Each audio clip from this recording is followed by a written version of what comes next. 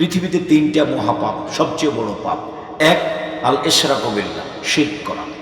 এটা আবার বৃহত্তর নোয়াখালী, মানে শিরক আছে, খুব বেশি আছে। রাজবাড়ি মানে বৃহত্তর নোয়াখালী, তাই না? বৃহত্তর ফরিদপুর, নোয়াখালী, চট্টগ্রাম, সিলেট, বরিশাল একই। আল্লাহর রাস্তে শিরক ভালো কাজ, আল্লাহর রাস্তে শিরক ভালো কাজ। এই কন্ডাক্টর, ড্রাইভার বলছে, এই কন্ডাক্টর, কবর পেলে 10টা টাকা দান করে দাও, কবরে দাও, আশা যে তাহলে গাড়িটা অ্যাক্সিডেন্ট হবে না। যে কবরে আছে তাকে হয়তো পিটিয়ে একাকার করে দিল, সেটারই হিসাব নাই। আর যে কবরে আছে সে আপনার উপকার করবে, এটা কি করে হলে, এটা কি করে হতে পারে? একেবারেই বোকামি, একেবারেই ভুল হিসাব।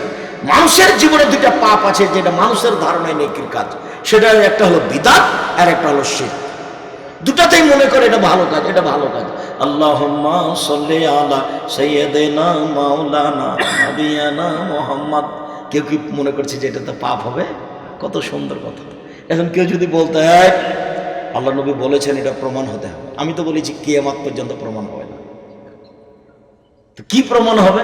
হবে দুরূদ ইব্রাহিম, আল্লাহুম্মা সাল্লি আলা মুহাম্মাদ ওয়া আলা আলি মুহাম্মাদ কামা সাল্লাইতা আলা ইব্রাহিম ওয়া আলা আলি ইব্রাহিম ইন্নাকা হামিদুম মাজিদ। আল্লাহুম্মা বারিক আলা মুহাম্মাদ ওয়া আলা আলি মুহাম্মাদ কামা বারাকতা আলা ইব্রাহিম ওয়া আলা আলি ইব্রাহিম ইন্নাকা হামিদুম মাজিদ। তখন নেকি হবে বেহিসাব।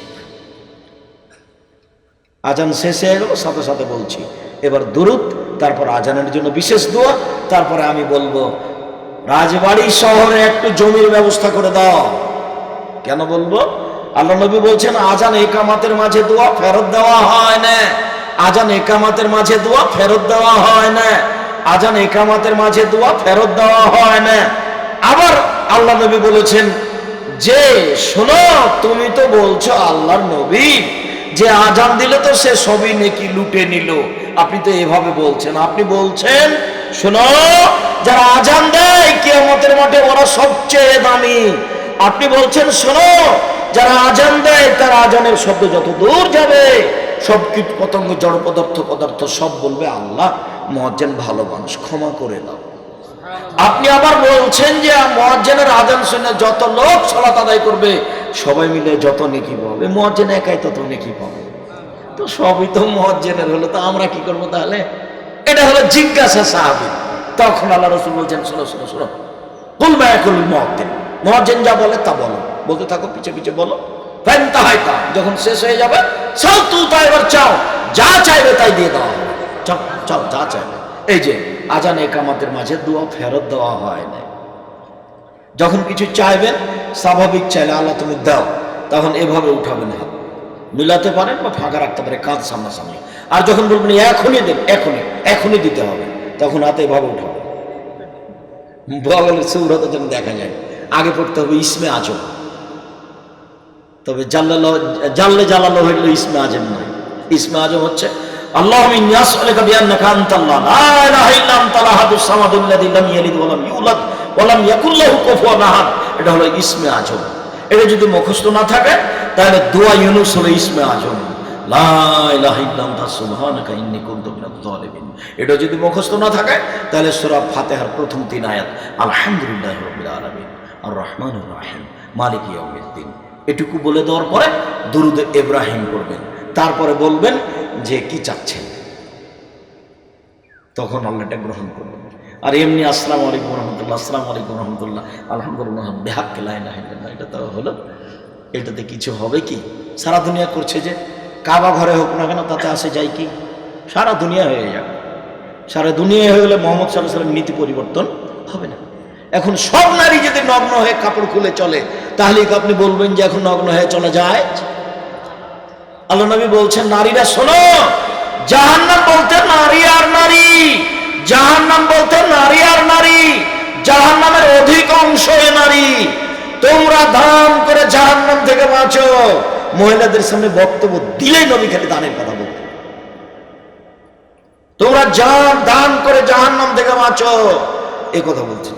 যখন এভাবে বলেছেন যে নারীরা শুধু জাহান্নামে যাবে, তখন মহিলারা বলে উঠলো মদিনায়, কেন যাবে?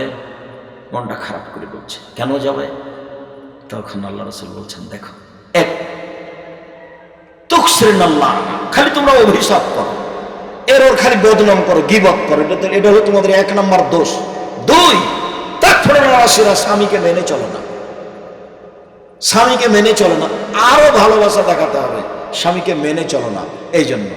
3, মারাই তুমি না কেসে তাকলিন দিনিন আজহাবুল রাজুল হাজিম মিন ইহদাকুম, আমি তোমাদের কাউকে যে দেখিনি বুদ্ধিমানের বুদ্ধিকে নষ্ট করতে পারে।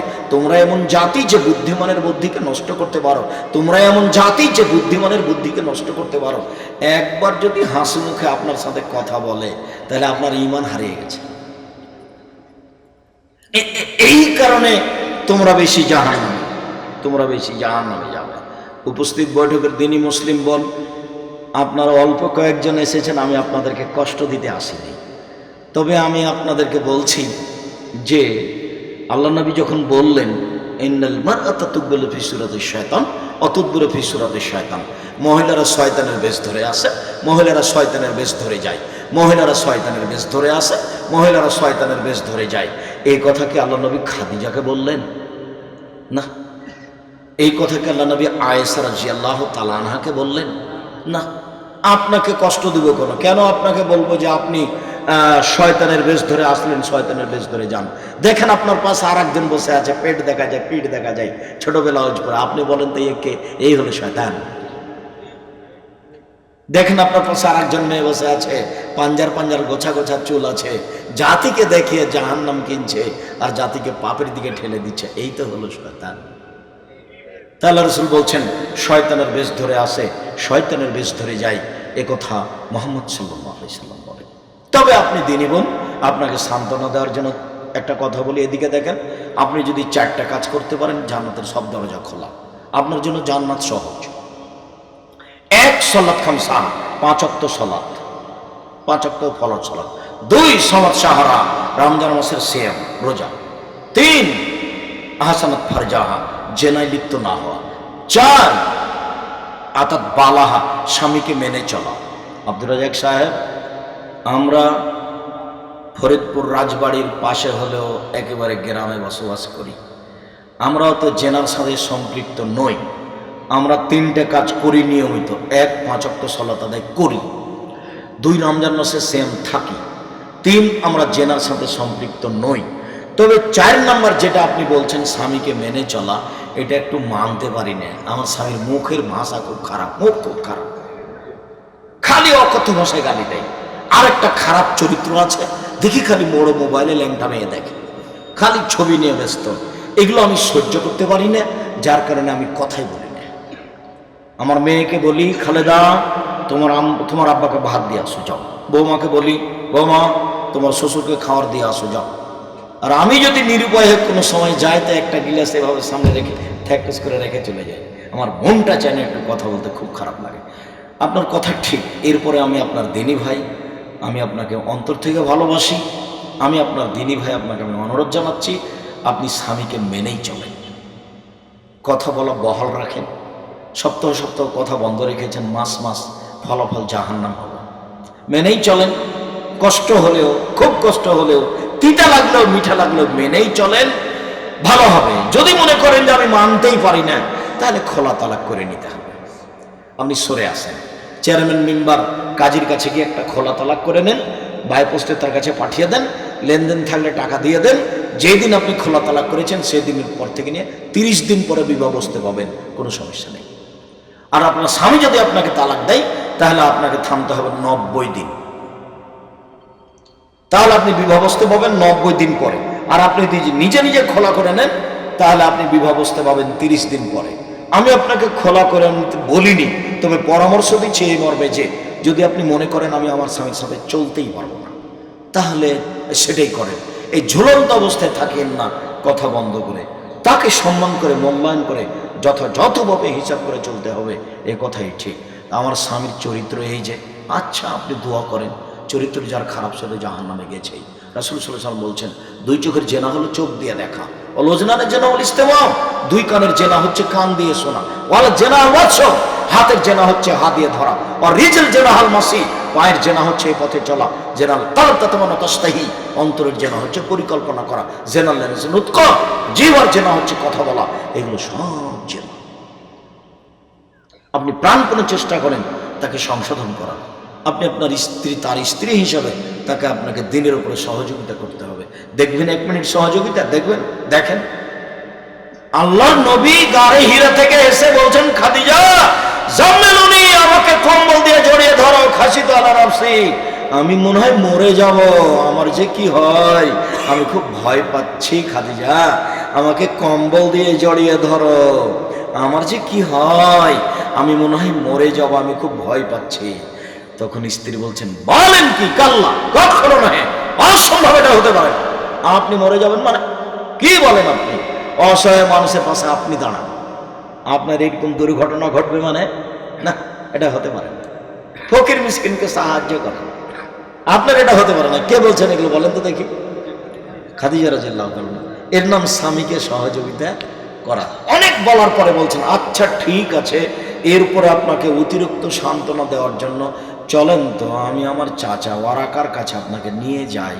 নিয়ে গিয়ে বলছেন, দেখেন তো চাচা, আপনার ভাতিজা এসব কথা বলছে কেন, হঠাৎ করে এসে বলছে আমাকে কম্বল দিয়ে জড়িয়ে দেবো, আমি মরে যাবো মনে হয়, আমি মরে যাবো মনে হয়, এমন কেন করছে? বলো তো মোহাম্মদ, কি হয়েছে?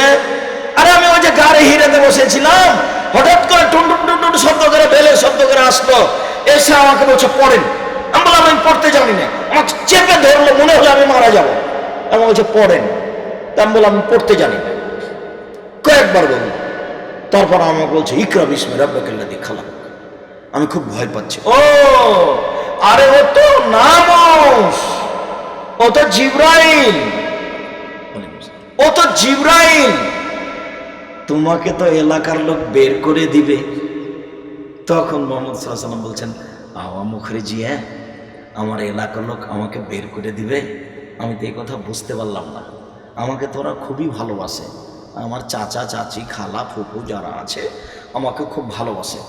তখন বলছেন, শোনো, জীবনে যার কাছে জিবরাইল এসেছেন তাকে সমাজ থেকে বের করে দেওয়া হয়নি, এমন ঘটনা ঘটেনি, অতএব তোমাকে বের করে দেওয়া হবে, এই কথাই ঠিক।